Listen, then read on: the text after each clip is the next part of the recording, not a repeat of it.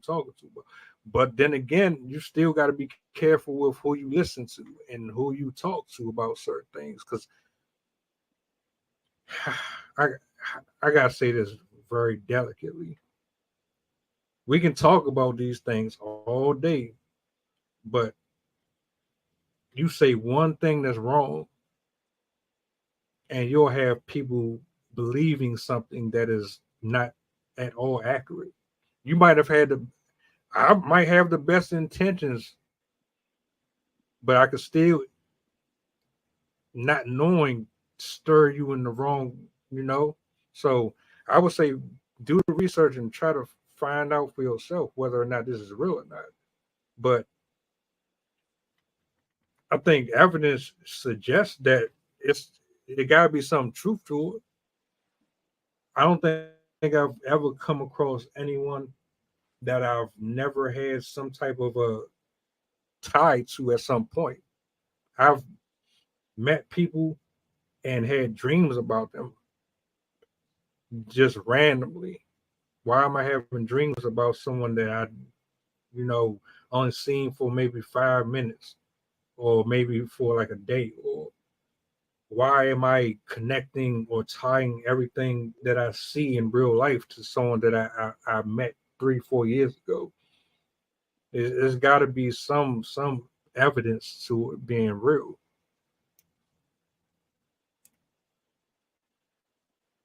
Now, how do you feel about it? Do you think that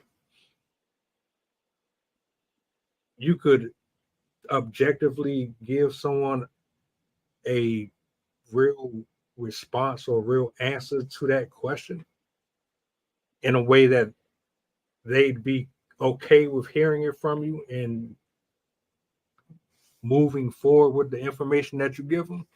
How would you approach that? I think you can only give a person an answer based off of your experience, right? So what's true to you may not necessarily be true to somebody else. So you can only be truthful in um, what you say. And I like what you said. You just got to be careful on how you say things, how you talk about certain subjects. Um, Me personally, I as a if you're religious person, you're going to probably believe one thing, right? And if you're a non-religious person, you're probably going to believe something else. So um, I think when you talk about things like soul ties, it's going to lead to a bigger discussion based on, and it's going to lead you down a road where it's going to end up on, and what do you believe? Because most likely a person that is not a religious person or a spiritual person is not going to believe in soul ties. They're just going to tell you this coincidence that your dreams is, you know, your dreams of this person is manufactured, or you might have happened to see them, or they're going to give you some kind of other explanation. But you, being a man of faith, you're going to look at it more uh, from a spiritual context because that is what you believe in. And I'm not, so me personally, Christian, I have very religious, even though I don't, wear it on my chest, I have certain beliefs. So those things are going to guide the way I walk, going to guide the way I think, right? But if I'm that person, I talk to everybody. Hey, what do you think? Hey, how are you doing? So somebody that doesn't have those same beliefs that I have, we're going to end up hopefully having a good conversation where it conversation makes us both think. But at the end of the day, we're probably going to walk away from each other, like from the aspect of we'll just agree to disagree. But I think the conversation has to be brought from a level of respect from both sides. Absolutely. You get nowhere when you're going in circles trying to disprove the other person's concept theory or just their perception of any of it. Like, we can sit here and be like, all right, I hear what you're saying. I see it this way, but I respect where you're coming from. Respectfully, I disagree. And you can continue on and pursue the truth however you see fit later on. Or you could take what I said and I could take what you said. I can look into it, you know. I think the more optimal response to that would be to listen to both sides, take it into consideration, weigh out the information given to you, and then from there process it, and then make a determination whether or not this is the best avenue or course for you to take. A lot I'm of glad. people go ahead. No, I'm sorry. I didn't mean to cut you off. The little lag. No, I was just going to say a lot of people are quick to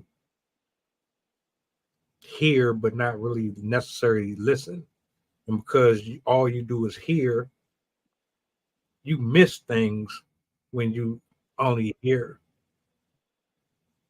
You miss things when you hear, and so now you're walking along this path, cherry picking at tidbits of words that you heard versus listening and actually processing what it actually meant in the first place. And you find yourself more confused and lost before you even engaged in the dialogue in the first place. So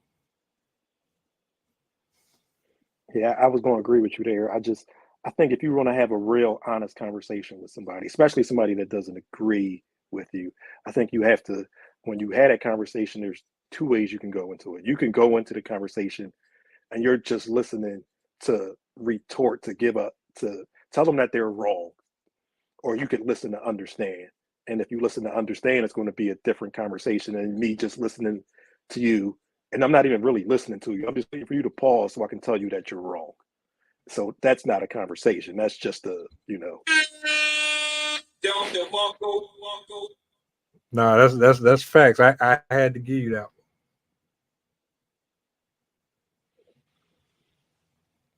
No, I you know. good. All right. I need like 2 minutes. I got my pop. Yeah. Sorry about that. Got you. I got you. Um, it's a conversation that we should have. Every conversation that we have is not going to be comfortable. It's going to be easy. It's not going to be fun. Let's just be completely transparent here. When you get into a disagreement with someone for whatever reason, the respect factor, first of all, has to be an element within that structure that you created with the other person. If you don't respect the person that you are having these conversations with, what happens is it's never going to go in the direction that it actually should go because you don't respect the person. And sometimes it's one sided where one person doesn't respect the other person. So they'll kind of just brush everything that you say off. A real healthy balance would be for there be a level playing field for both parties. So you can be able to express whatever you need to without someone sitting there kind of with marbles rolling around in their head the whole time you're talking, compared to if you have someone that's actually paying attention to everything that you're saying. And once you finish talking, then they can actually reply to you in a way that's not going to be chaotic and pointless. Because what's the point of having a conversation with anyone if you're not really going to have a actual conversation with the person? And you're just talking just to be talking. You're wasting your time and your energy and the other person's. So I believe and truly feel it's important and it's imperative, especially when you want to get into the realms of speaking on, well, you have this person as a best friend, or you have this person as a ex lover, or whatever the case may be. You intertwine with certain things and certain people. You can pick up their habits, you can pick up their traits. You don't really necessarily always realize it, but you take on a part of people that you come into contact with. So, yeah. Yeah, when I tell kids all the time, the circle you around, you become that circle.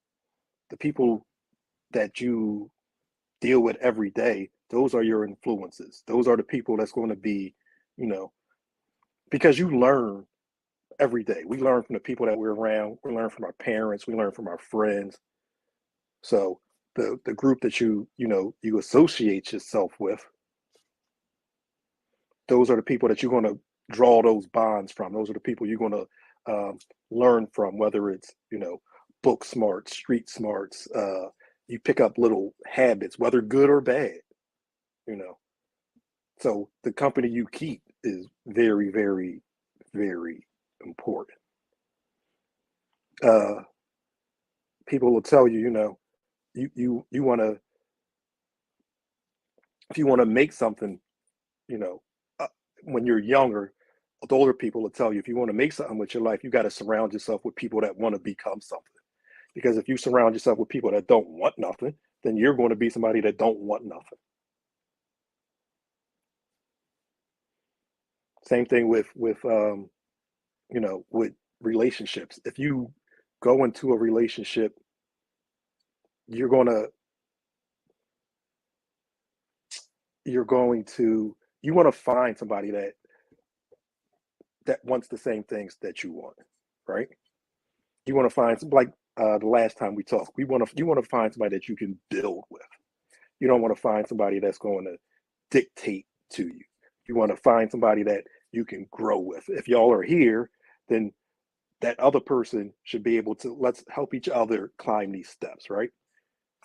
So those are the things that need to be important to everybody.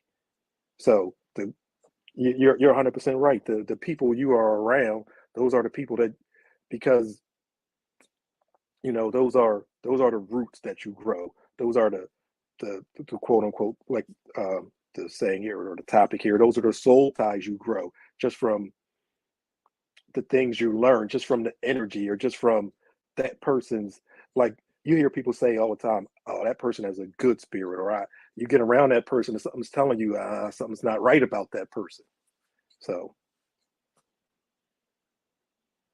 Absolutely. What's interesting about it, you see a lot of these conversations where they speak about a woman's body count. A man's body count doesn't matter. A woman's body count matters more than a man's body count.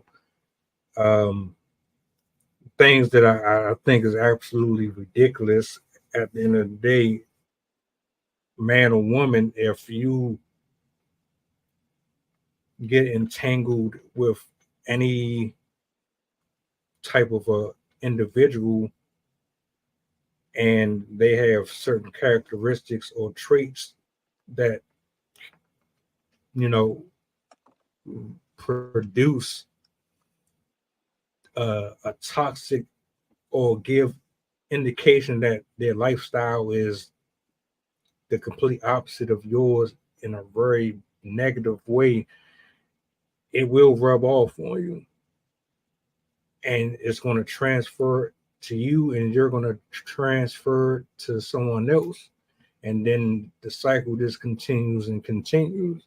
That's why you see so many people in the music industry or just in our families alone who repeat certain cycles and pass it on to the next generation because of things they picked up from other people. And you not really necessarily knowing that's what's happening can really hurt you. So it's not something that now when I was younger, it was something to brag about, to be to, oh, I had this many X amount of lovers in my past. I met her on one day, I met her on the other day, and so on and so on. I don't look at things like that no more. Now there's men in red pill spaces who try to propagate this idea that if you're of a certain caliber of guy, that you can sleep with as many people as you want, and it's okay because you earned that right, because you put in the hard work to make that type of money and to become that type of valuable guy to the world, that you now have reached a level to where you can do as you please, because now you have the notoriety and you have the finances to support being an adulterer, being in the street, being promiscuous. I don't really agree with that. I don't Well, agree with. no, a lot of that just like you said, and that's the way we was taught when we was young.